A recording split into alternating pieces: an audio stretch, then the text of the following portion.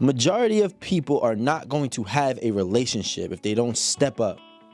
That it doesn't matter. I'm not gonna sit here and be all, nice and paint you a fantasy. If you do not step up, if you do not grow with your partner, you will be single. And then when you have that habit of not growing, you know what you do? You find another person. And guess what? That person's gonna outgrow you too. And you have a habit, you have a history of relationships where your partner left you because they surpassed you.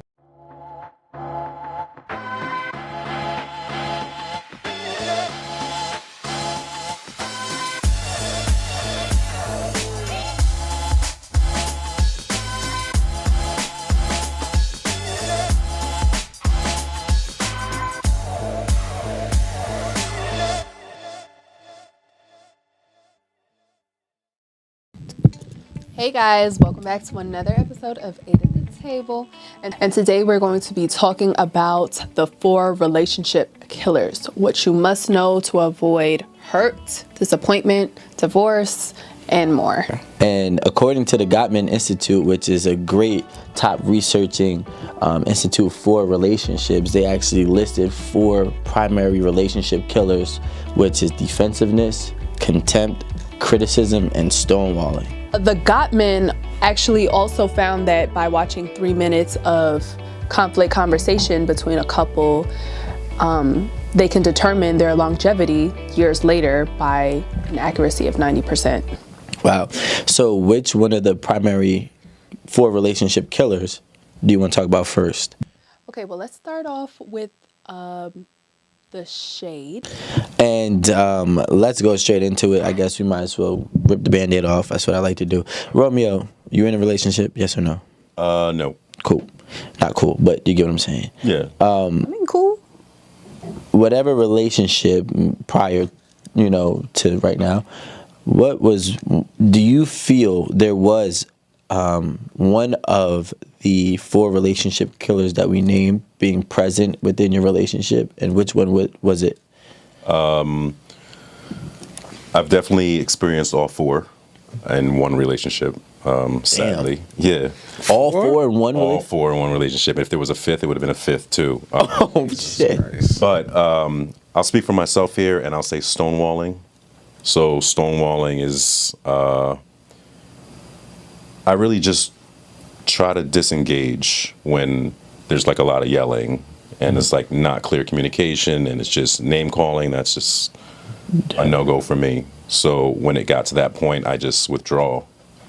And I try to do it to a sense where I withdraw and I'll just let you keep going, because I feel if you let a person talk enough, you'll hear exactly how they feel. And then with that, you can push somebody so far away that they don't want to come back. And that's really where I was in that one relationship. Yeah, and also you kind of become someone's punching bag, right? Mm.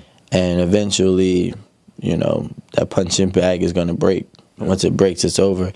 So for those of you who don't know what stonewalling is basically what he kind of said in terms of withdrawing from the engagement of a conversation and or disagreement. You kind of become similar to it's like someone talking to the wall. They're not going to engage. They're not really giving you any verbal or body language communication. It's like they're totally tapped out of that conversation and or relationship.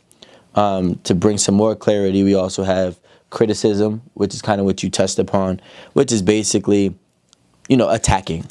Attacking and throwing the shade, Very shady. Very shady, throwing things back up into your face that are typically, were probably tough moments in your life, and they might argue with you and then use that tough moment to kind of throw into your face. That's like an act of criticism. Then we also have defensiveness. And defensiveness, that one gets under my nerves, under my skin. That's basically when somebody says something to you and you immediately respond or react in a defensive manner.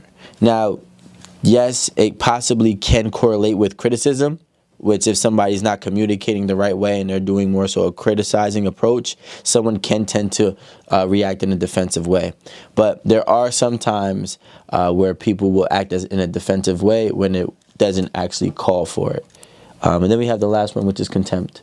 Like, for example, if somebody was like, they found a situation that, really hurt them and they were crying, and, a contempt way of responding would be like, oh, cry me a river.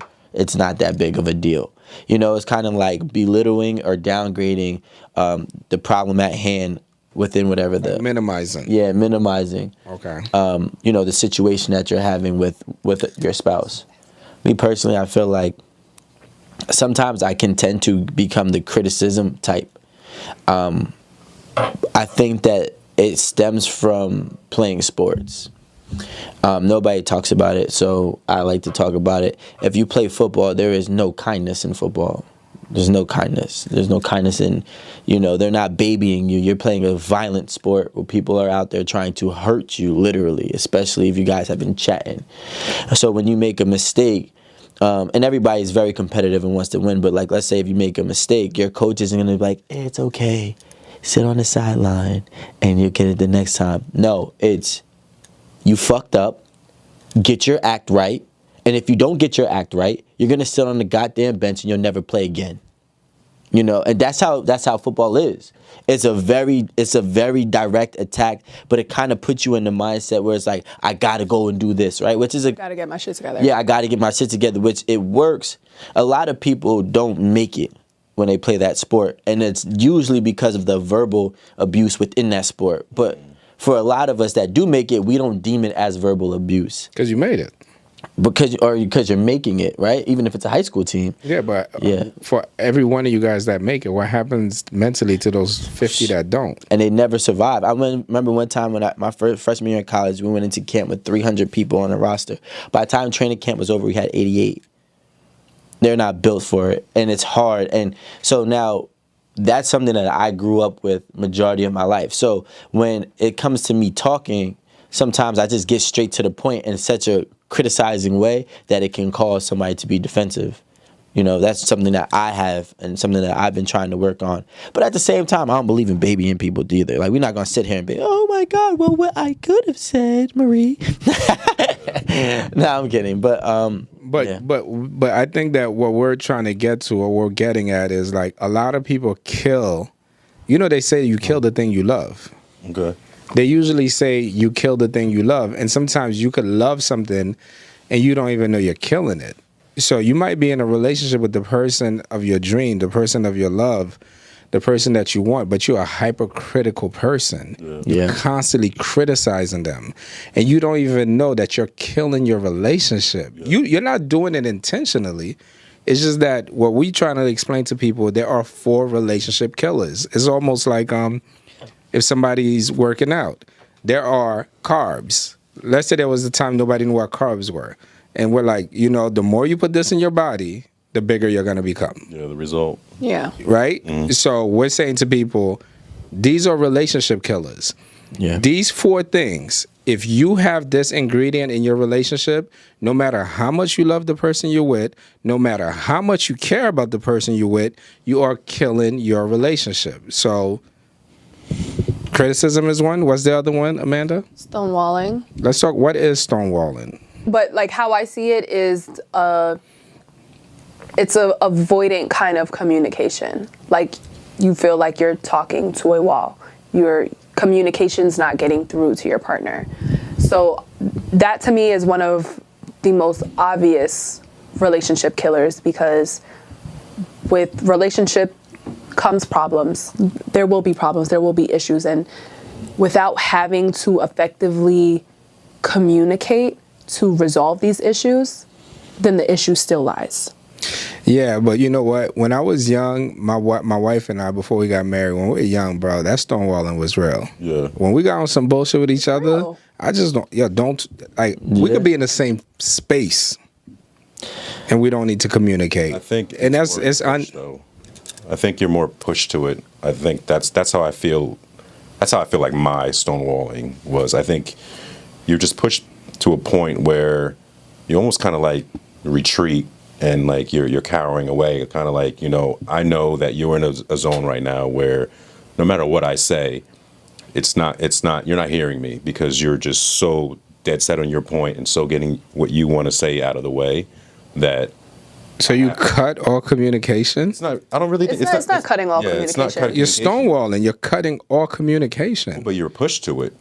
Like your partner's pushed you to that. It's How? not like we're going back and forth and I'm just like, now I'm done.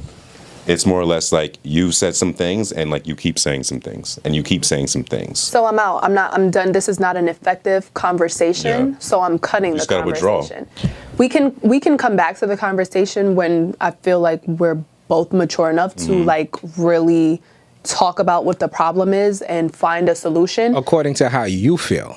according to how I feel. But also I feel like in an example that I want to give to stonewalling goes hand in hand with defensiveness. So it's like if I give you a problem that I feel like exists here, but your approach is defending yourself. Like you're getting really defensive, and it's just like I don't need you to be defensive. What I really need you to do is like let's have a real conversation. You know what I Okay. mean? Like you're just defending yourself. You're defending yourself, and So I'm defensive. Sometimes But why though? it can also be thrown back on you. You ever had that happen? Where you give an issue and it's just like, oh no, but that's you. Oh, but yeah, but you did this and you did that. That's every day of my life. Sometimes I'd be like, what?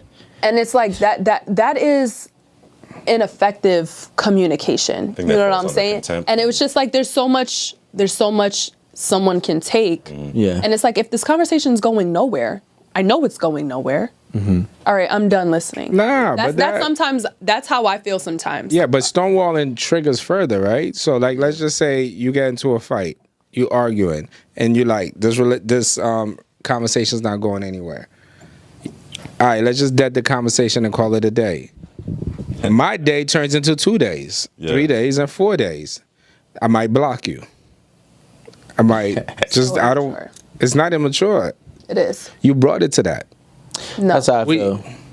I've stonewalled before, but I've stonewalled out of response to stonewalling. Hey, And when I said, okay, That's the most healthiest thing. like you want to stonewall, then I'm just gonna stonewall too, and we're gonna be two stones not moving forward. Word. And that's what happened. And my stonewalling skills is impeccable. You know, I told Marie that my ignoring skills is great. Like it's not the best thing to do, and I know it's not the best thing to do because I'm never really an over emotionally attached person to the point where I feel like, you know, this is my end all be all here.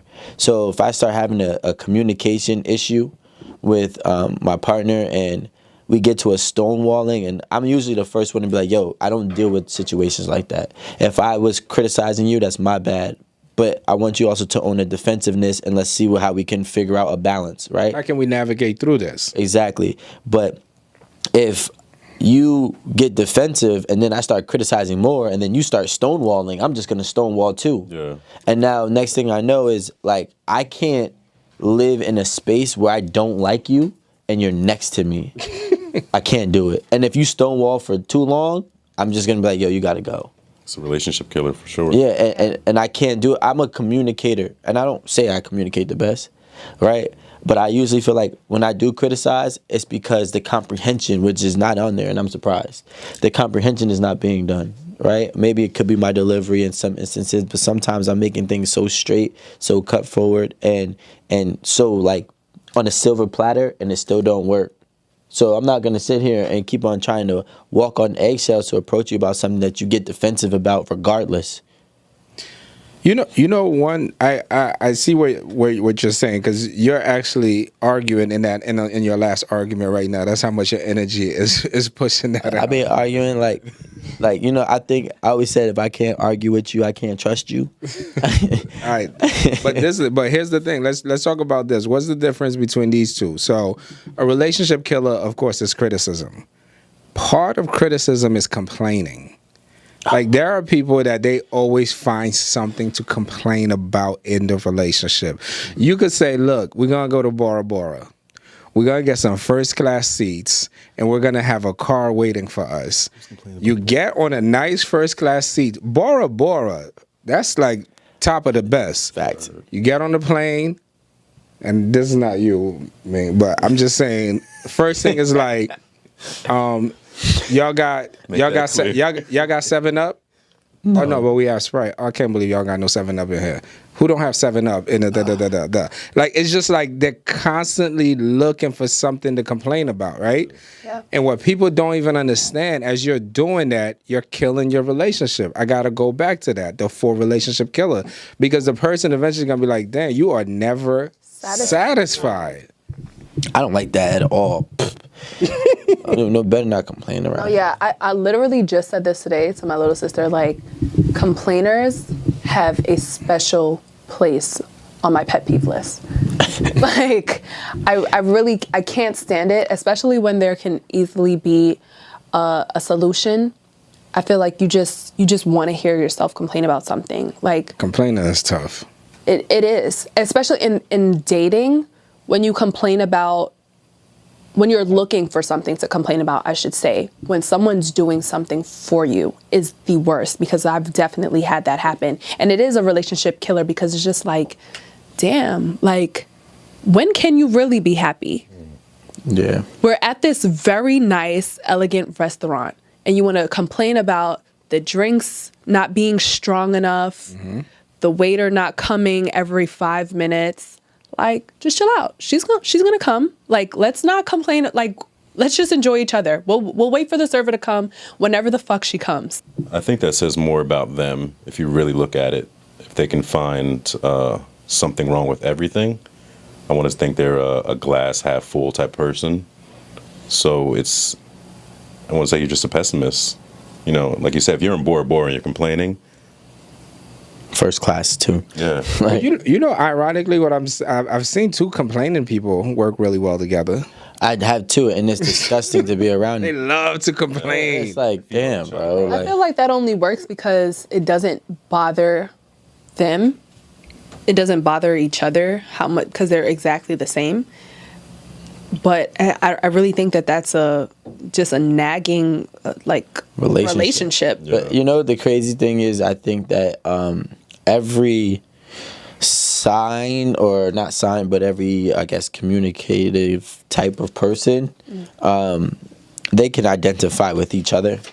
So maybe a criticism person and another criticizing person could work together, possibly, because they might not deem criticizing as something that's so horrible, right? Or so horrible, yeah, because unless if they blatantly don't know what they're doing, that's different. But if you know that you're somebody who is a criticizer, and then somebody else is criticizing, it's like you two kind of could like get over it. Just like 2 complainers at a restaurant, and I hate being with them because they just, it's like, damn, we got to change everything, like, you know. So Do you think a criticizer is a fixer? yeah, They're always trying to fix the person. nah. The person or themselves? The other person. The other Like, what person, are you most criticizing? Well, I think that would depend on what exactly they're criticizing. Okay. Because if it's, I could understand you wanting to be a fixer, maybe telling me what I should do to better myself, and that will probably help me, like, better my career or better my friendships or something like that. But if it's like personal criticism, it's just like, okay, do you not like me? Like, Yeah. like what, like, how much better do you want me to get? A lot. I think that criticizing, I'm not going to put it in a positive light, right? But I do think a certain level of constructional criticism is essential, because if I'm saying, yo, I want the best version of you, you're not going to get there doing the things that you're doing right now. Everything that you've already did got you to where you're at now. So you need to be critiqued. Sometimes, like, I think I criticize because I want people to be where I can see them, right? Which is not always the best thing, because some people will never live up to that. I do think that when it gets to a point where you're criticizing constantly, I think those are for the people, those people do it to people who are their second choice. And they're comparing their relationships. What do you mean? Because if you've had another good relationship, or if you had other good relationships, but you really love this person and they're just not cutting it, you're kind of comparing what they did versus what they do. And now you're kind of criticizing them because you want them to be able to match your level of expectation that you've already had. From somebody else you were with. From somebody else you were with. I don't necessarily think that it has to be you trying to mold someone to be like someone else. but it could be you trying to mold someone to be just the way you imagined your person to be. Like if you had an idea of what you wanted your dream girl to be, and this girl, I really like this girl, we're dating, but she could use a little tweaking, so I'm gonna tell her to do this, or I'm Fix gonna her tell up a her to little be bit. like this, and I'm telling her to be like that. We don't have to be necessarily comparing her to someone, but it is maybe someone. It's an ideal. It's a fiction, like fictional what you woman think it should of what be. you think that your dream girl should be. But if that's the case, I just got a question about this one. Yeah. If that's the case, then are you not accepting your partner? Because then I think this is criticism that's relationship killers. But I think there's a difference between that criticism and then healthy criticism. Right. And I think I feel that you're not living to your potential. I think there's a way to say that and a way to deliver that. But as far as like critiquing you, then I think that says more about me, because then I'm disappointed. No, yeah, absolutely. Like the heavily criticism is just like, that's why I said, like, do you even like me? Like, what's the constant criticism about? And I mean, even if that is your reality, that is a crazy relationship killer, because like we don't need to be in a relationship. Word. My best isn't good enough for you. I'm out. That's what happens. Eventually, somebody leaves. That becomes a relationship killer. Like a simple example. Let's just say I jog 5 miles every morning. We got together. You told me we're going to jog. Now, you can't keep up with 2.5 miles. 2 miles is a lot. It's a good jog, right? Now I'm like, yo, come on, yo. Come on. And you like, yo, I'm doing my best. I'm not jogging 10 miles with you or 5 miles with you. Yeah, but I don't think criticism starts like that. Okay. Criticism starts when you've been trying to do your best and you have been in the same spot for too long. Now everybody's time frame is different, right? So it's like, let's say like, yo, okay, let's jog. We're gonna use an analogy. You've been jogging with me for 7-8 months and you still can't get past the half a mile. That's not my thing, maybe. Maybe the person is like, yo, I'm doing the best that I can. Hell no. No. That's wild. Because the thing is, but like, I believe in factual standpoints, right? The fact is, no matter whom you are, if you jog every day for 6 months, you are going to jog a half a mile. So when I realized that you're not, I realized that you were trying to do something for me and not really trying to do something for you. And it's actually frustrating me watching you fail over and over again with certain level of resentment, because it's like, well, why'd you even try? You know what I'm saying? Like it because the person was trying to please you. But that's another problem for me, like personally. No, but I feel like at that point in this situation, you don't need to, at that point, criticize. At that point, you need to just realize this is not their thing. This is more my thing. And maybe she just let it go. But I think agree with that criticizing one. starts with a level of frustration. You got to realize these people that criticize, and I'm saying it because I'm a criticizer, right? we're already invested into you, not just like we're invested into you emotionally, spiritually, and we care about you. So it's not like, hey, this is not going to work. It's like, well, come on, let's like, what is the reason why you can't accomplish this, or what is the reason why you can't do this? But you know what? You have to realize that not everyone is built like you. And I'm not talking about you specific. I'm just talking about Nah, we could be with everyone. me. I like that. Everyone, like me, I resonate a lot with this certain scenario, because I started getting on my workout shit, and I wanted my partner to also like, I'm like, be with me, like, let's do this. I'm motivated. I'm getting up. I'm doing this every day. You have excuses. You have the time. Do it before work. You could do it after work, but you have the time. Like, let's go. I only do this like 30 to 40 minutes a day. You have that time. Like, just get with it.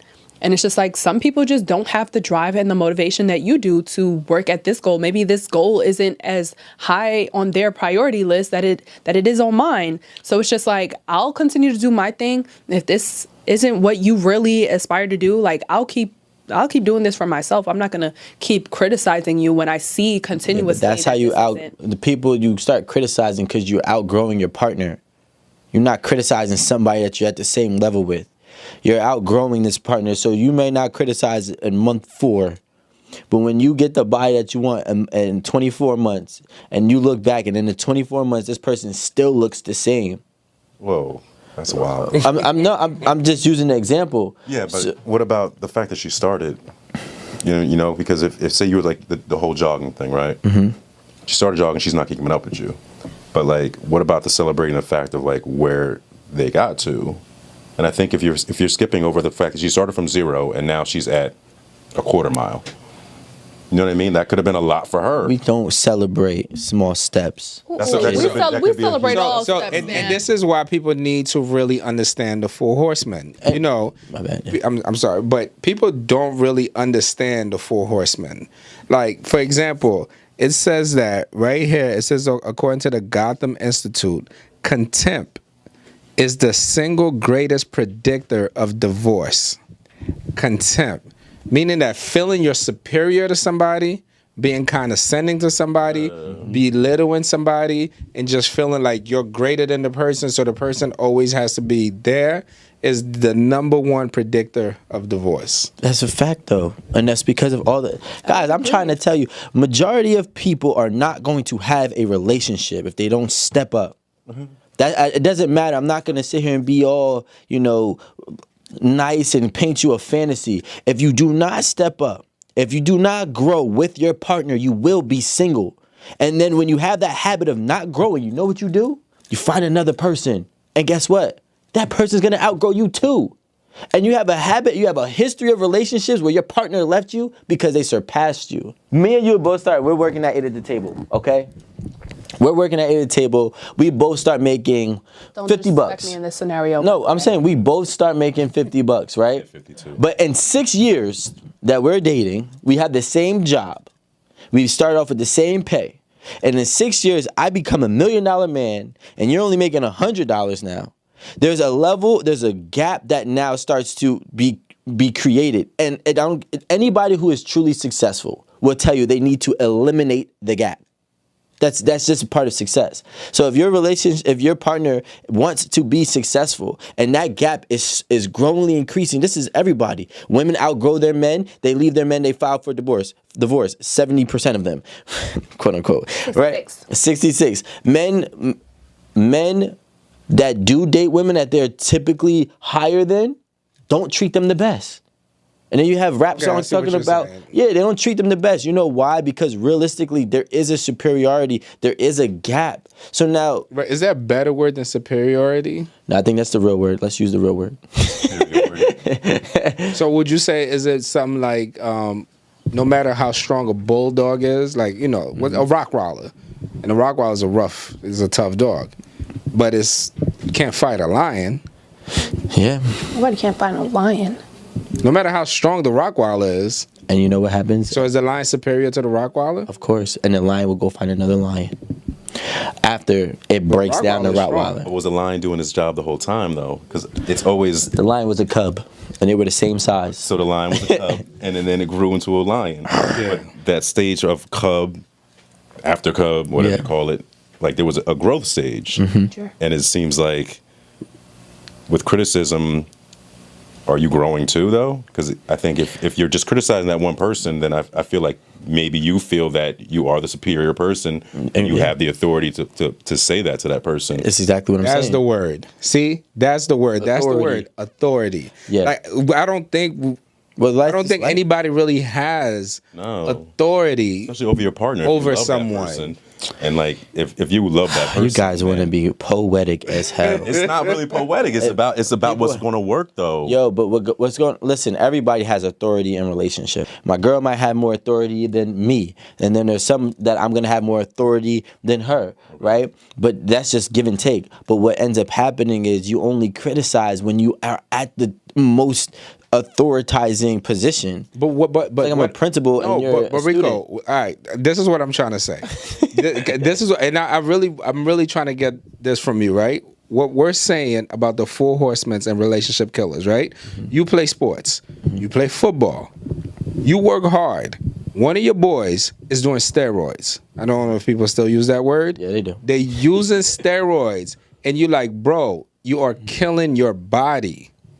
This is a killer. He's like, you don't get it. When I get to that field, I gotta kill everything moving. You don't get it. You don't get it. And you're like, bro, this is a killer for your body. You're doing this 2-3 times a day. I don't know, however it is. And they just won't stop. So they're destroying themselves. It's not destroying your relationship today. It's not destroying your relationship next month. It would take years for steroids to show up. But when steroids show up, it fucks you up. You're done out here. You see what I'm saying? And that's what we're saying. We're saying that when you're critical of your partner, when you're in contempt, when you're stonewalling, when every word, your partner can't even get a word, the defensive come out. Mm-hmm. And then your partner's like, Amanda, why are you always coming for me? It was 6 people drinking and you just coming for me. Like what we're trying to say is like you're killing your relationship and you don't even know it. But I get that. But what I'm saying is let's dive deeper. Like one step deeper. Why are you criticizing? Maybe that's not the person you should be with. Maybe, but maybe that's the only person you could get. That's called resentment. Or there's a resentment part of you that you're looking to pick that person apart every time you can. I think that's a crazy thing. Look. But then, sometimes it's consciously, sometimes it's unconsciously. Yeah. But even defensiveness. Why are you getting so defensive all the time? Because you don't want nobody to see the real you. You don't want nobody to see your shit. Right? So if you can't even be real with yourself. But that's what I'm saying. So like these people like gotta realize that these relationship killers are not just coming out and about. It's doing the work to figure out why you have this communication style. It's the key thing. If I pick you apart enough, you'll settle and I'll settle. We go back to being together. You know what that is? Hindering growth. But why are you picking her apart, though? Because you're hindering. You don't want this. It's hard. It's easy to say that, right? But people pick each other up. Well, people pick their spouses apart because they don't want to leave, but they know they can't keep up with their spouse. So you slow them down. You try to slow them down. Women do it. It happened to me all my life when I started blowing up. And it's like, well, why are you posting pictures without your shirt on Instagram? And it's like, yo, bro, I'm just outgrowing you. I can talk about this all day. So that's my area. Go ahead. I'm just outgrowing you. So you're getting defensive. You're getting all these things. You're criticizing because I'm literally outgrowing you at a faster rate than you can even keep up and or imagine. And then is a dishonesty part about it. So the person is and it could be both ways too. It could be both ways. Now think about this. Memories. Imagine being in a relationship with somebody that you're growing, you're doing your thing, and the person is very critical of you. Mm-hmm. But they're so critical of you, you've become defensive. You constantly got to defend yourself. You walking in the house with your armor on. Yeah. You like, yo, let me get my armor together because I know I'm going to have to defend myself when I get in this house. Yep. And then the person is like, I can't wait for this motherfucker to come inside. I'm guilty. So I can start picking them apart. Criticism. Guilty as charged. Criticism stifles creation, FYI. I want to say that in the camera. Criticism stifles creation. If you are not with your partner to help them be a better version of themselves and you feel the need to criticize them, then maybe you should take that same energy and put the work into yourself to figure out why you want to criticize them. I ain't wasting no more time. I'm going to Gottman. I'm getting in that room. Be in the room. Hey. Is it gonna work? Nope. 3 minutes I trust of my you. life. I trust you. No, but also what they're saying, they're giving you the antidote. Yeah. They say if you could remove these 4 things from your relationship will work. I'm about to see if I can when pull it it's up. not helpful is when it's a relationship killer. If you're criticizing me or giving me constructive criticism and it helps me in any way, sure, fine, I'll take it. Like, don't you think sometimes constructive criticism is a nice doorway to criticism? in a bad way, but it is constructive. It is to help you. Yeah. No, but what I'm saying is like, I feel like constructive criticism comes in 2 parts. Mm-hmm. You gotta give me constructive criticism so you can give me the real criticism. Facts. That's what but it's being real though, but it's still constructive. My point is, if you're telling me something, if you're criticizing something that is helpful to me in no way, then you're just complaining. You're just nagging about something. But that's a perspective thing. I used to work at Apple, right? And there was something in the credo called feedback, and everybody was obligated to give each other feedback, good and or bad. Okay, and the conversation always started like this: "Hey, can I give you some feedback?" And then if it was bad, you got it what it was. If it was good, then you got it what it was. It is, yeah. And I think that, well, one of the things that they said is that people don't even know how to take feedback, and they consider it criticism. But let me ask you a question, Rico. You personally, Mr. Hundo, That's my name. have you ever in a relationship asked your girl, yo, what do you think I could do better in our relationship? Yeah. Me and my girl actually have something that I kind of don't want to announce, but I'll announce it. So we have progress reports. We have because we wanted to monetize off of it, but we have progress reports where we kind of tell, like in the report, like she generates all these questions and things, is like, and one of them is, what can I do better? What do I feel that I want more of? And it's a bunch of different things, and we have our 2 folders and we fill it out, and we're supposed to do it every 3 months, but it's kind of been like every 6. But that's something that we do, and it wasn't my idea. I've never did that until she brought it to the forefront of the relationship in the very beginning. So I think that that's the thing. Nobody wants to have that personal assessment. Like, how often should couples have an assessment? We say it every month, but I realize I say every quarter. A quarter's a lot. Every 4 months, because especially if you're living out here, seasons change and people's moods change with the seasons. Like spring, I might be all lollygaggy, and da-da-da. Summer, I might be all rah, rah, rah. Come fall, I'm starting to calm down. Come winter, I'm a little irritated because I'm having that depression, right? I think quarterly is a good. Every 3 months? So what is that conversation like? What do you think that conversation should be like? You're with your person, and you're like, you're in the room, I guess, it's nighttime. You're like, yo, I'm thinking that's when everything is wind down. Yo, what do you think? Everything good? You think I could do something better? Do you think what do you think I need to improve on in our relationship? Is that how you come about it? Or do you go to dinner? I'm the wrong person to ask, because I'm very bad with those kind of conversations. I'm very toxic. Well, I personally love therapy. Stonewalling. So I think if you take the responsibility off of the 2 of you and find like a medium. Go see a therapist every quarter? I'm big on therapy, so I think if you, I'm gonna be in there for months now. Yeah, man. No, I'm not saying therapy, Rico. I'm not saying for months, but I'm saying just to have somebody with an unbiased opinion, because you could feel your way and you could be like, well, I was taking the garbage out. She could feel like it wasn't enough. They're just basic points, but just if you just get somebody with an unbiased opinion, maybe that's how you broach the situation. Like, hey, maybe you want to talk to somebody about. But Romeo, what if the relationship is working, everything is good? Okay. But I'm just checking in, making sure that I'm not fucking up. You don't have to go to therapy if the relationship's bad. People think that therapy is when it gets bad. You can go to therapy when it's good. Like, really? Absolutely. Therapist might fuck it up then if it's good. Not at all. Therapy can make it better. I totally understand that therapy isn't for only when things go bad. Mm-hmm. You can do therapy whenever, like, it's healthy. But it's just like, if you guys are good, sometimes you guys can get maybe too deep in conversation, and the therapist could start pulling things out, and now you're thinking about potential issues, or you guys are thinking about your personal traits, and how maybe sometimes they work with each other and maybe sometimes they don't. I don't know. I agree with Amanda only because that I'm a big believer in therapy. Okay. I believe in therapy.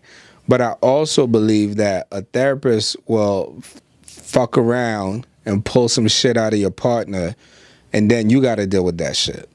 You see what I'm saying? Like, so how do you want that are you hiding it, or are they hiding it? No, it's like Leave it in the closet. Yeah. Why? But why you want to be with this person? No, it's not like it's like let's just say I go to a therapist with my wife, right? Got it. But we good. Everything's great. Okay. And then in the middle of the therapist, she was like, well, it's only the time that he doesn't come out to pick up all the groceries. And I said, nah, I'm not taking the groceries. I got young boys. That's their job. They go outside, man, build themselves up.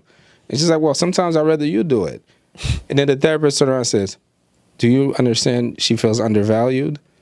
Now that shit gets stuck in her head. Oh my God, yeah. Maybe Now, she feels now we that going way. home. She's like, I feel undervalued. That probably wasn't never in her head, but because the therapist said it, it's like, yeah, I do feel undervalued. Somebody said Jacqueline called it again, but the therapist isn't gonna create a problem that aren't there. Yeah. I was just gonna say, it's a job for them. They get paid.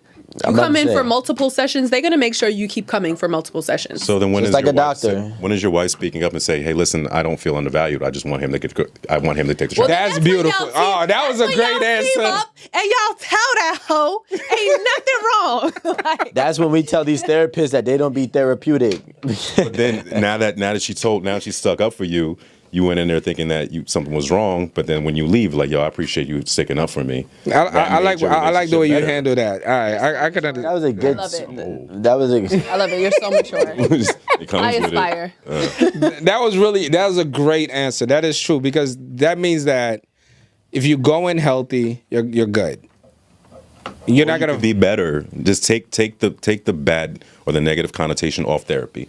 If you just look at it from the opposite side and say, hey, listen, we're good. And like, not only are we good, but how can I make us even better? Especially if you're trying to spend the rest of your life with this person. So why wouldn't you, like, if you got the baseline stuff good and you're good Monday through Friday, and then Saturday a problem arises, Sunday a problem arises. Go to the therapist, they could say, well, the problem arises because of this. And now she gives you tools to work on those problems. And now you're good Sunday to Sunday. Romeo, let me tell you something. All right, tell me. Tell you something, Romeo. I want peace. That's all I want. I'm about to tell you. I hear that. I want peace. I'm about to tell you. relationships are war. I'm about get to that. give you a. Civil. Take these two things I'm going to tell you, and you run with it dear to your heart. If it ain't broke, don't fix it, and don't ask questions you don't want to know the answer to. Why don't you want the answer to it though? Because some people can't handle it, and it's okay. Like the thing can't is, handle nothing, but give me the if answer. our relationship is this, we don't need to uncover. As long as it's not being something that's deeply suppressed and toxic. But you that's won't different. know if you don't ask. I do know because it ain't broke, so we ain't fixing it. Because like, I don't want to know. You don't want to know? I don't. No, me. I'm a very easy person on honesty. I think You're that a curious guy. That's why. I like peeling the onion. Like I no. need to know. My thing is You start like crying. I cry. No, I'm not saying it's a bad. I'm just saying I got peeling it. up. men cry. Crying is normal. But what I'm saying is like I'm a crier. You're a pajama crier. I'm a crier. I heard that too. Pajama crier. pajama cry. What's a pajama cry? I don't know what the fuck that is. You didn't just say said I'm a pajama? pajama crier. I said I'm a crier. I could have sworn I said. I'm a Like, pajama what is crier. a pajama crier? Yeah, you cry at night. You only cry at night. Yo, look, for me, honesty is easy for me.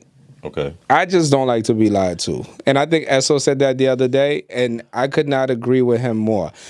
Honesty is easy for me because if I'm in a relationship, I don't care what it is. As long as you tell me, I could deal with it. Mm-hmm. But if I feel your energy and you don't want to tell me, I might just be like, whatever. But my whatever is like, Stonewalling. yeah. I'm a stonewall. It's not healthy because it doesn't make no sense. I think that when somebody's with somebody, that's one thing I believe in. Two people together should not have any lies between them.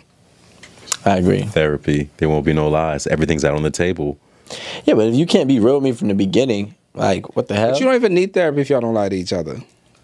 Yeah, but you with someone for so long, like that's going to change every couple of years. That is Like, true.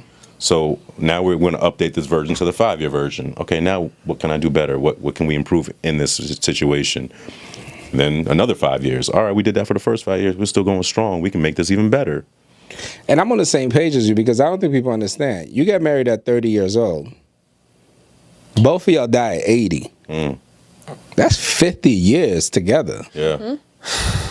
50 years in denial if you don't want to know nothing. Deep in Egypt at the Nile. Right. Egypt is a beautiful place. I don't know. It's tough, man. 50 years with somebody. I mean, I'm already signed my contract. You halfway. Yeah, for real. I'm already halfway in. But mine might go to like 70. Hey, God willing. God willing. Good for you. Only Mine- God's will. Good for you. where you going with it? Whatever God has in store for me. Hey, okay, put it back on him. If it ain't broke, don't fix it.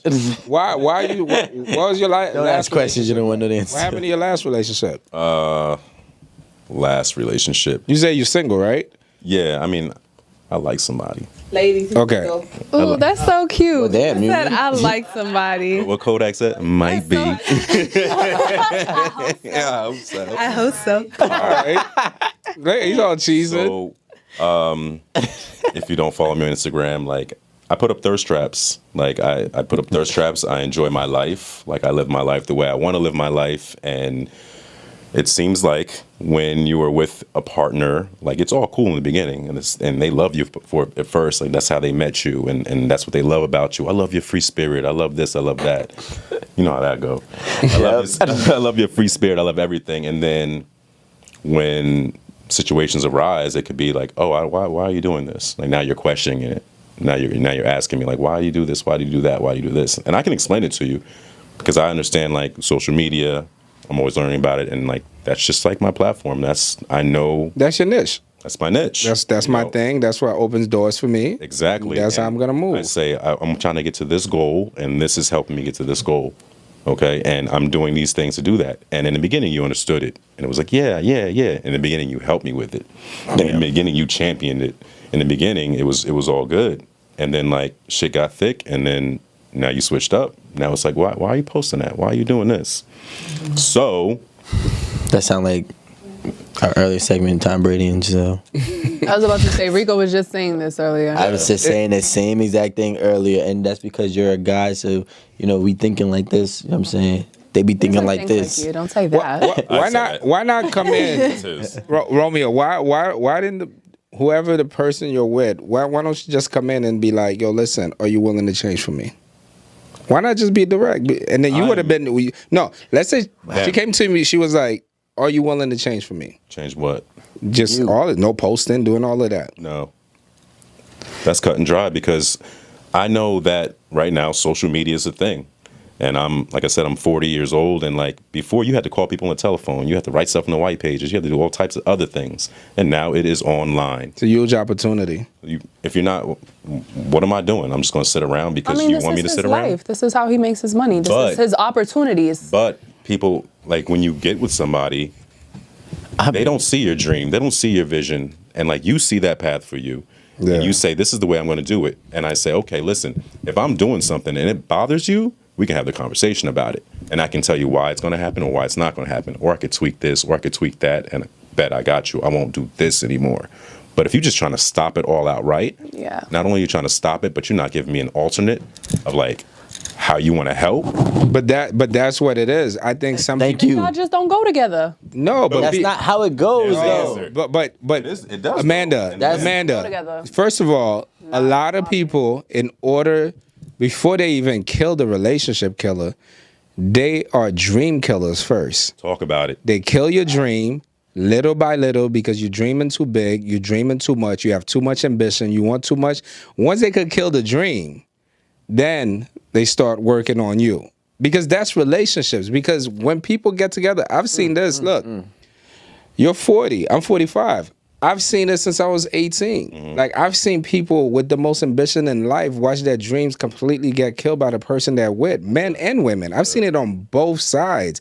People with all their goals, all their lives, everything they have. And little by little, their partners just drains them until they get to the point, like, they don't even have the dream no more. Yeah. So one of my first questions I ask on a date, it's like, yo, what are your goals? Like, what are your dreams? She might have a representative at that date. Well, not even short term, long term. Like where are you? If you're RN, you trying to be a doctor. I don't know. Like, I didn't go to school like that, but I don't know if that's the next step. But like, if you're a RN, like, what are you trying to do? And if you're comfortable there, I can already tell. Like, it's cool. I respect what you do and everything. RN is cool. No, I'm not saying it. I'm saying some RNs put like 180. Yes, shout out to the RNs. No, shout out to the RNs. I'm not saying. I'm saying. Why are you getting defensive? Marie. Oh, it's Sorry about that. I have dated a lot of Don't pay no RNs. attention to her. Don't pay no attention to her. I was thinking the same thing. I I was also use- thinking, what is wrong with an RN? All right. I use Is that RN. a booty nurse? Like, No, the next episode Guys, RN. relax. Can we educate on mean, eight it's at the gonna be on table? camera. When a person is a RN, when a man or a woman is a registered nurse, the next level up is to become a nurse practitioner. Okay, So and I a did not registered know that. nurse usually makes around between $90,000 to $140,000 a year. Are you ambitious to go to that? Yeah, Next if step? you become a nurse practitioner, you could go up to $200,000. Don't work that way. Why are you, dude? I'm not saying. going. I like anything what you're is wrong saying. with If your you want to profession. be I'm asking- stagnant- I'm asking at 30 some years old, at 32, are you where you want to be? Is this your end all be all? That's what I'm saying. And if this is your end all be all, understand, like, I push the envelope. I want to live. I don't know when I'm going to die. I don't know if I'm going to wake up the next day. I want to get everything out of my life, and that's how I live my life. So I keep going and I keep going, and you can come along, but don't try to like hold me back because you're at your peak. You're happy where you're at, Yes. and you found your happiness. But now, if that's where you're at, I can support that and be like, yo, that's dope, that's dope, that's dope. Are you Don't- creative? Is there anything outside of this? Is there anything like outside of? Is there more that you want to do that you haven't done? Let's explore that then. Maybe it's not a job. Maybe it's.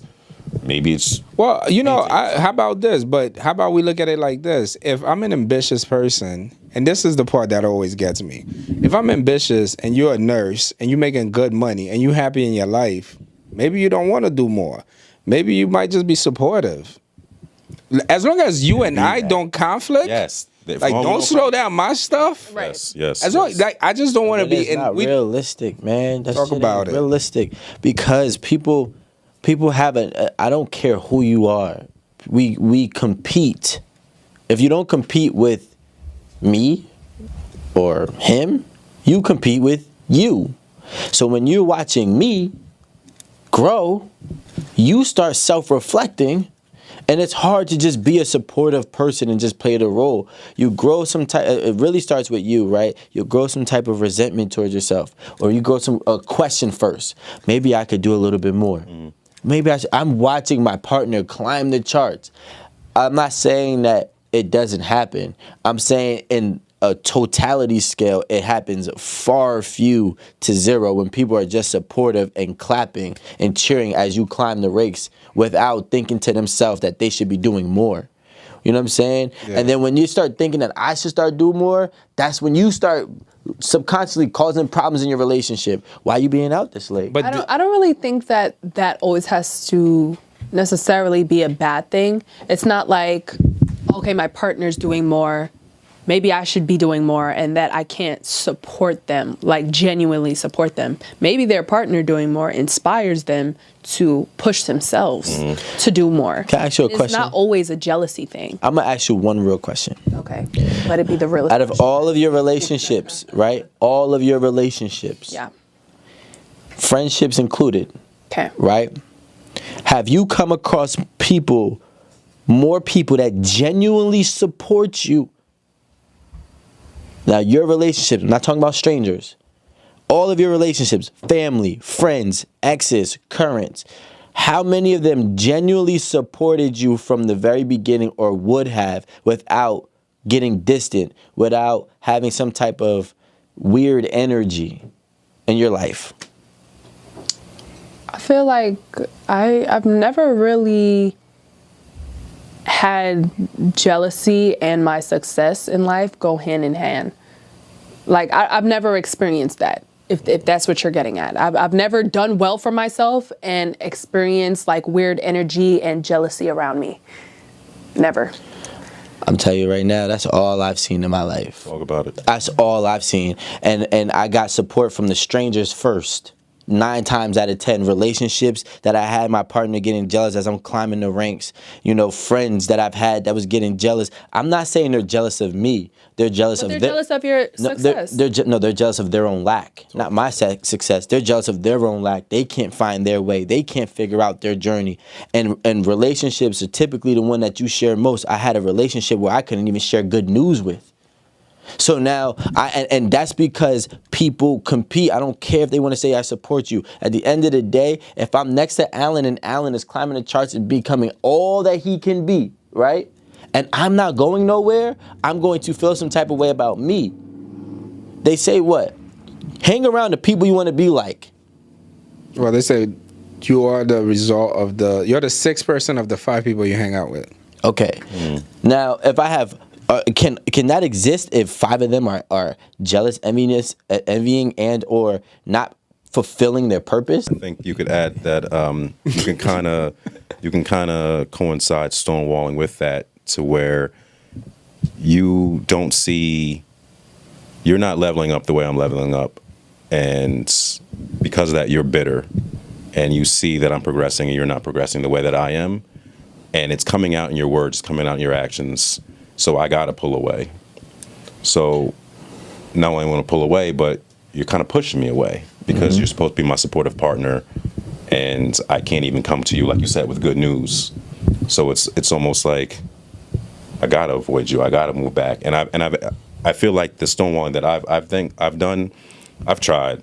You know, I've tried everything, and I wasn't perfect. I've never been like the best man. I've been a dog, all that. But like when I was about you, I've tried. And if I got to the point of stonewalling, like that level, I just pull back, and then now I gotta elevate. So I don't even see you anymore, because now I'm in my own lane, and I'm just gone. So, Peace. I had a girl that I dated when I was young, let's say like 21, right? Come back, let's say 27. So let's say 7 years passed, right? Before she reached out to me, which was weird, I'm like, why is she talking to me or hitting me up? Like, she got my number, I had a conversation, and she said, yeah, so I'm gonna go get my body done, since I know that's the type of girls that you're getting now. I'm gonna go get my body done, then I'm gonna fuck you and I'm gonna leave. And I was like, this is how I know somebody's been jealous of my success, because she was there from the very beginning. You know what I'm saying? And now she sees like she's trying to compete with where I'm at, which is sick. You know what I'm saying? I've seen this is real life. And I think that people got to understand sometimes that a lot of things that go on with these 4 relationship killers are starting from 2 things. Some type of self-identity crisis or self-fulfillment crisis, and the outgrowing of them. It's about yourself. Yeah. But Just trying to get her lick back for a minute. But it, right, Get my it's body pretty. done. It's much more simple. Fuck you, yeah. and then I'm never gonna talk to you again. And I fucked her. I ain't gonna lie to you. And I fucked her, and we never talked. We never spoke again. And no, but she was right. I thought that it would hurt him. Yeah, that's why I did it. I'm like, you think I'm gonna care? Okay, come on. You know. Yeah, but and that's another thing. I think that if we could like bring a little bit more attention to this, because the way we talk about money on 8 at the table, the way we talk about certain things, like how important money is in a relationship, how important is certain things. And I think it's important for people to try to find a way to understand these 4 horsemen. Like, you got to find a way to understand you are the demise of your own shit. Yeah. Like, you are killing your like you are depleting your account. And I think some people start relationships with like $20 million in the bank, right? Let's say hypothetically, 20 million credit in the bank, and they're blowing it and they're spending it and they're depleting it, and then there's nothing left. Like, yo, what do we like? You done wasted everything, and now you want me to do what? You want me to do what? Put money back in the account? Nah, I'm about to go get somebody with a bigger account. I'm out. Yeah. Right? And then and it's easy. So if you catch yourself criticizing in your relationship, catch yourself. Yeah. And I'm a big believer in checking yourself. Yeah, I'm a huge believer in that. I'm a believer that if you could check yourself, no one else could check you. That's a lot of unhealed trauma when you're really defensive. Yeah. Because it's just like, what is going on? Start asking yourself, what did I do? Like, what did I say? Did I say something wrong? Right. I start thinking something wrong with that person. I had to like at one point I had to call my homie like, yo, was my response. Was this am I bugging? Do you think it draws you in though? No, it doesn't. Absolutely No, not. I'm not saying draws you in to like love them more or anything like that, but I'm saying at some point they kind of like lower your defenses, and it's kind of like, all right, well, maybe it makes you second guess yourself to maybe to the point where you're like, well, maybe I am doing this. Oh no, that's gaslighting. That is But I'm gaslighting, and I saying, like, can't be I feel played. that- Yeah, that's gaslighting. When that happens, I feel that could be a part of like the back and forth as to why you stayed so long to get to the end of. no, I didn't stay for the end. Nah, that's It never started. nah. Once you get defensive and your defensiveness is crazy, and that's why people, I think that in relationships it's so difficult because people put their best foot forward in the beginning. You put your best foot forward because all those triggers don't come out. You know what I'm saying? Like, I mean, I haven't dated in a long time, but I would imagine if I'm new and I'm dating and I text you and you text me back, and then you text me again and I'm busy and I'm working, and then you like, oh, I texted you, you didn't answer. I'm like, no, I was kind of busy. You know, I didn't get a chance to call you back. Oh, that's how you do? Whoa, red flag. Like right then and there, that's a trigger. Because I'm like, But if you keep up with it, then you sign. why up would I for keep up? I'm out. That's too early for that. it. I mean, yeah, I agree. It's definitely early, I mean, but I'm not gonna you lie. mark the red flag, but you still gonna fuck with her. Yeah, be like, oh, okay, let me see what that's about right quick. I'm not. It's You not the still right gonna- thing to do. You don't be out. Stop lying. Immediately, not no, immediately. Not I would be immediate. like, all right. No. Wait. That one little comment is not enough to make you be Yeah. like. I'm yeah, the one who would be like, wait, what? Hold on. Yeah, it's You a gonna go with it? it's a setback. Well, I mean- it's a wait, what? If I got asked what I was doing, No, you text back. You didn't text back. Let's say you got your text at 1 and you didn't text back till 10. And said, oh, you're like, oh, I was kind of crazy busy. I'm expecting a healthy answer. I'm You're like, toxic. I understand. I'm toxic. You know, just let me know if that's normal. Like, I expect a healthy answer. Like, let me know if that's normal to kind of. I think that's. Do you know when what's- you do that? That's how I know you really like me. You know what's funny? I trained myself to answer, to respond like. Oh, like she really serious. She said, "What you doing, nigga? Oh, my bad, babe. I'm about to. Yeah, my bad. You know what? I'm gonna let you know what happened. I'm gonna give you time frames next time." But sometimes you'll be really wanting to be like, oh yeah, you was working, but it's like sometimes you train yourself to be like, Because you're toxic. Well, it depends. Yeah, it okay, depends. that's fine, I understand, cool. Oh, nah. Now I'm gonna mark down. Okay, he was done at work at this time. All right, I'm you gonna see keep if you a calendar try. on them. No, I'm just saying if I was to type, you know. Yeah, I'm not.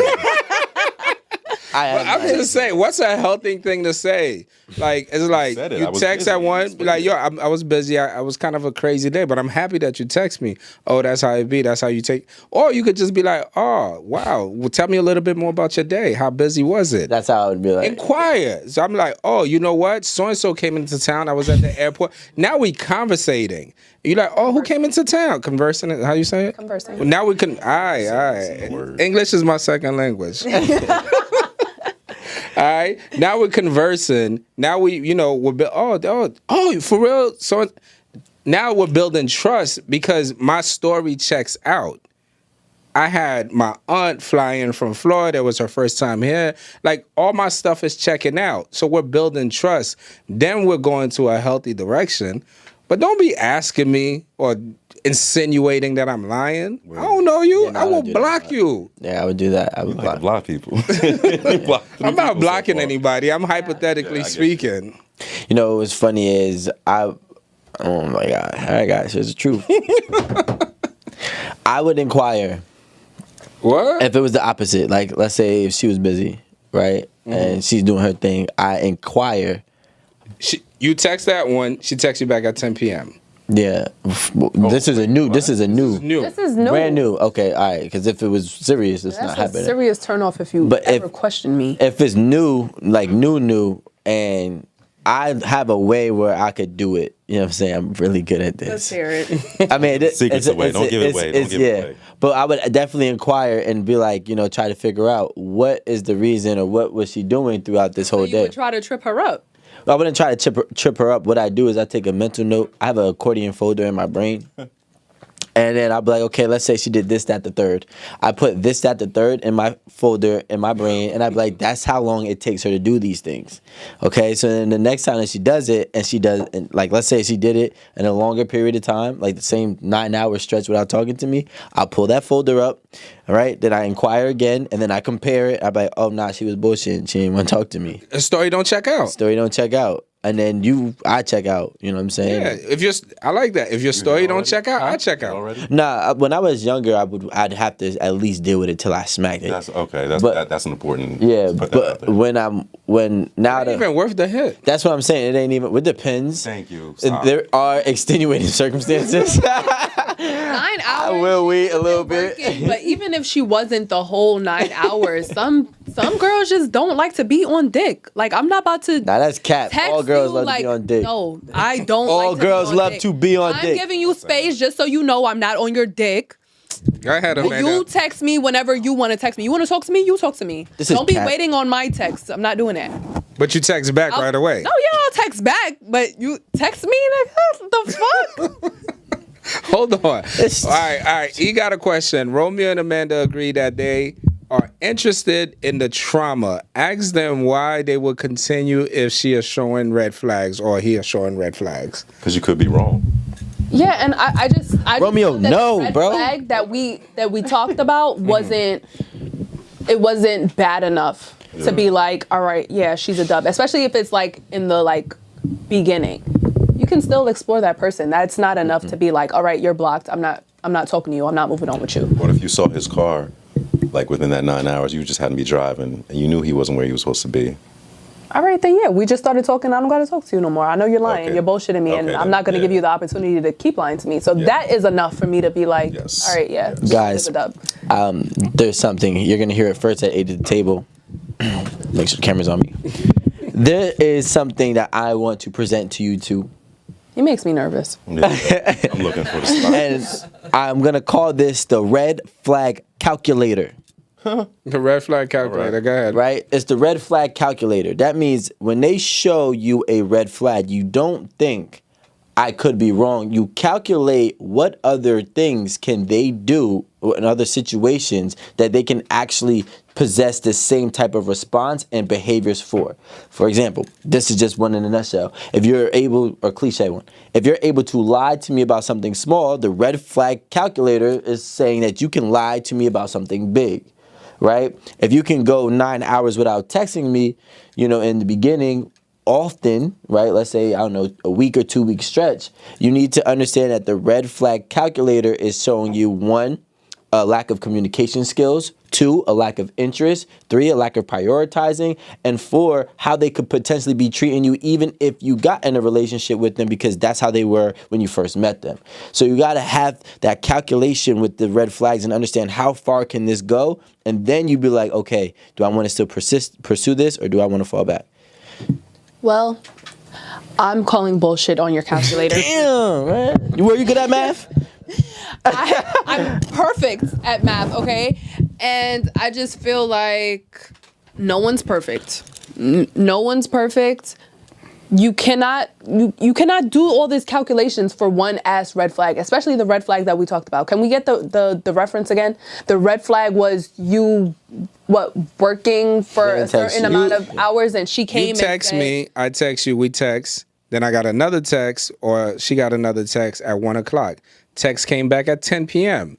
Reply to the text was, oh, that's what we doing? You busy out here doing your thing, or whatever it is. Then ask me, oh, hope your day was well. I didn't hear from you for most of the day. I was looking forward to us texting. Communicate healthy. All you have to do is say what you're feeling. Yo, you felt that you wanted some attention that day. Just be direct. Just be like, oh, wow, I didn't hear from you all day. I was looking forward to us texting. We also mentioned that this is a new relationship. Not even a new relationship. You guys just started texting. That, to me, is not enough to be like, yeah, this girl is a dub. It's not. No, but Amanda. Because if that's her way of saying, like, she wanted to talk to you, but you was MIA, you can let her know that. Can I be honest with you? One red flag does not Rico. mean this girl is not relationship material. This girl is not worth seeing through. Literally doesn't mean that. Nobody's perfect. Everyone's going to have flaws. It doesn't always have to be titled red flag. What? You know what I mean? So just listen to what I'm saying to you, Amanda, real quick, right? Okay, yeah. What I'm saying to you is this. If you were tight that we did not text, you could have just simply said, hey, the day passed. I was looking forward to our text, but I'm glad to talk to you now. Express yourself to me the way that is healthy. Now, you want to be on some toxic shit by being like, oh, you out here doing your thing, you pulling your numbers, blah, blah, blah. That means you giving that energy is going to get blocked. Blocked it. That's what we say in Colombia. Blocked it. I'm sorry, Rico. Go ahead. No, I was just saying that's just a shame. I would never, guys. I hope anyone that was listening, ladies, gentlemen, don't take that advice. But like, Amanda's my one of my dear beloved friends. But I would never say disregard a red flag in any capacity. I didn't say disregard. I said you can tell her. Just say next time, like, you wanted to hear from me. Oh, so you want me to, so yeah, then he could put her on. Yeah, like. So then when you get that response is, you're not my man. That to me wasn't worth being like, yo, this bitch is, like, she's a dub. Like, it just wasn't that big of a deal. Okay, so you're saying, and we're having this conversation, right? You're saying that he could send, be like, hey, I'm not kind of cool with you talking to me like that. I'm actually. Even that is. You don't even. That's so. Why? You see what I'm saying? Like, yo, just say you want to see me. Like, I'm not trying. No, I'm not trying to be on simple. We don't even have to. We're not make surfing. It a big deal. Like. No, what do you mean? It is a big I deal. think it might. Like, Amanda's saying that because she does not like to speak to her. It is a big partners. deal, Amanda. All right, even if he comes back and he says like this, Rico. Even if dude comes back and he tells her, "Yo, listen, ma, next time if I don't talk to you all day and you want to talk to me, say that." Don't get on what I'm doing. You sound like me right and now. I'm not comfortable with you. Cute and simple. Yeah, but do you think that changes the dynamic of what you get into? I think for myself, I'm not gonna speak for all men, but if I got to do all that extra stuff and you showing me like that's your red flag, and it happens again, then it's kind of like, well, I thought I was gonna try to build something with this girl, but sorry to say this, but now I'm just trying to beat. But that's the thing. I don't even want. I just want to fulfill the mission. See, If that was your goal in the first place, then you was never cutting her off for her saying that. Like, Yeah, but I'm done. I wasn't cutting But- it off though. I'm saying like, Because okay, if that's how that's you feel. always what you wanted to do, then just fuck that. Nah, Oh, no, you ruined wasn't. it. We You ruined You it. ruined it. Yeah. But you know what? Somebody said We was this cool. on TikTok. Somebody said this on TikTok, and I would say this too. Now, Romeo, I will say this. Whatever. Amanda, going back to that topic, right? I will say this. Somebody just said it on TikTok, and I was thinking about it too. Now, if I talk to you like that, I'm like, yo, ma, next time, you know what I'm saying? Next time, just do this, do that. Or I might say next time, be like, Daddy, I want to hear from you. Because now I'm your daddy. Because if you're talking to me like that, then you talking to daddy. Now you might get blocked. Then block me. I'd rather be blockaded. Block me. Then block me. You the one getting blocked now, nigga. Red flag. All right, we gotta get out of here. Romeo, thank you so much. Thank you for having me. Do we have? Thank you. It was a really, really good time. TikTok, thank you. 2,900 likes. We loving it. Beautiful, beautiful thing. TikTok, thank you. We got Rico Hondo on here. TikTok. We got Romeo. You on TikTok? No, I don't do TikTok and kind of banned me. You know why? All right, but no, we're gonna close off here. Then we're gonna close out with YouTube. We have Amanda. Yeah, basically. All right, TikTok. All right, cool. We have Yumi here. It's my wife Yumi. Look at her. We got E over here. All right, and then we got the rest of the crew back there. And then look, TikTok. Look at Instagram. Right there. I'm trying. TikTok. Look at Instagram. How you do it? You got it all on Yumi's face? I'm trying to make it. Just push the button. God damn, they saw Yumi's thoughts. All right, we out of here. Bye, guys. Shout out Jay Kareen. She bought a badge, and Mr. Filmmaker Producer bought a badge. Hey. Whoop, Thank you, whoop, guys. whoop, Yo. whoop, whoop. Thanks, guys. All right, we're about to sign off to YouTube. Instagram. By Instagram, and then we sign off to YouTube. Bye, last. Instagram. Bye, Instagram. Yeah, have a good one. Well, you're on Instagram. Can you tell them where to find you? You can find me at Giraffe908. That's your real name. He's single, ladies. That's not your real name on He said Instagram. he likes someone. Oh, you like someone. Oh, sorry, ladies. First of all, Romeo over here telling you he's gonna hit. Did you hear? Yo. He was like, I'll take 10 red flags as long as I hit. Oh, so I didn't say that. I didn't say that. As long as you don't stonewall. I didn't hear that. Instagram. But he's really mature, so if you're not mature, don't come this way. Talk that talk. All right, YouTube, thank you so much. So let YouTube know where we can find you. Again, at Giraffe 908. What's that so funny? Everybody go at GIR with AFFE 908. Some people can't spell giraffe. I don't know why, but that's How what the I'm at. fuck? How did you? I'm not even gonna ask. Amanda, you gonna close us out? No, but I opened. Okay. All right. Thanks, Yumi. So, Okay. oh, my bad. Well, thanks for watching this episode at 8 at the Table. I hope you guys enjoyed. Please like, follow, subscribe, YouTube, Patreon, and please subscribe to our date box. Just came out. Please, guys, the subscriptions are going. Keep coming. Instagram, like, comment, share our videos, and we'll be back next Thursday. Datebox.com. Datebox.com. Cut. We're good? It's a wrap. It's a wrap. All right. And I got the